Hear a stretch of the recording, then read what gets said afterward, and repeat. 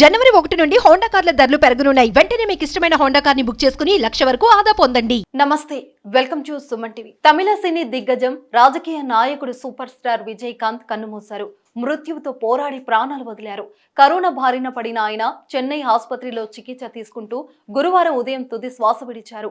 అనారోగ్య సమస్యలతో ఆసుపత్రిలో చేరిన విజయకాంత్ ఎప్పటిలాగే ఆరోగ్యంగా ఇంటికి చేరుకుంటారని భావించారు. కానీ ఈసారి విజయకాంత్ చావుతో చేసిన యుద్ధంలో ఓడిపోయారు. కుటుంబ సభ్యులను, అభిమానులను విడిచిపెట్టి ఈ లోకాన్ని వదిలి వెళ్లిపోయారు. విజయకాంత్ వయసు 71 ఏళ్లు. ఆయనకు ఓ భార్య, 2 పిల్లలు ఉన్నారు. 1952 ఆగస్టు 25న విజయకాంత్ జన్మించారు. మధురైలో జన్మించిన ఆయన 1975లో సినీరంగ ప్రవేశం చేశారు. 1978లో విజయకాంత్ నటించిన మొదటి సినిమా విడుదలైంది. సుధాకర్ హీరోగా నటించిన ఇనుక్కుం ఇలమై సినిమాలో విలన్ గా విజయకాంత్ నటించారు. అతని తర్వాత చిత్రాలు అగల్ విలుక్కు, నిరోట్టం, సమంతిపు బాక్సాఫీస్ వద్ద బోల్తపడ్డాయి. అయినా విజయకాంత్ వెనకడుగు వేయలేదు. ఆ తర్వాత ఎస్ఏ చంద్రశేఖర్ దర్శకత్వం వహించిన దూరత్ ఇడిముజ్జకం, సత్తం ఓరు ఇరత్తైరైలతో విజయం సాధించాడు. అతని 100వ చిత్రం కెప్టెన్ ప్రభాకరన్. 1999లో వచ్చిన ఈ చిత్రం సంచలనం సృష్టించింది. కెప్టెన్ ప్రభాకర్ చిత్రం తర్వాత ఆయన కెప్టెన్ ప్రభాకర్ గా మారిపోయారు. పోలీస్ పాత్రలకు విజయకాంత్ పెట్టింది పేరు.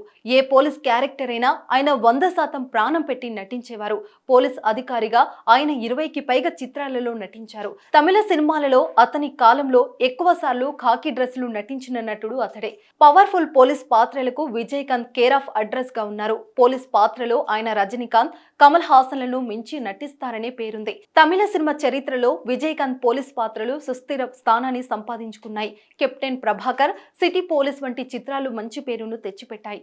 విజయకాంత్ కు సొంత భాషపై ఉన్న అభిమానం ఏ హీరోకి లేదనడంలో సందేహమే లేదు. అందుకు ఆయన తమిళంలో తప్ప ఇతర భాషల్లో నటించకపోవడమే ఉదాహరణ. ఎన్ని అవకాశాలు వచ్చినా ఆయన ఇతర చిత్ర పరిశ్రమలో నటించేందుకు అంగీకరించలేదు. అయితే ఆయన నటించిన సినిమాలు మాత్రం ఎక్కువగా తెలుగులో డబ్ అయ్యాయి. రజనీకాంత్, కమల్ హాసన్లు తర్వాత విజయకాంత్ చిత్రాలే ఎక్కువగా తెలుగులో డబ్బింగ్ అయ్యాయి.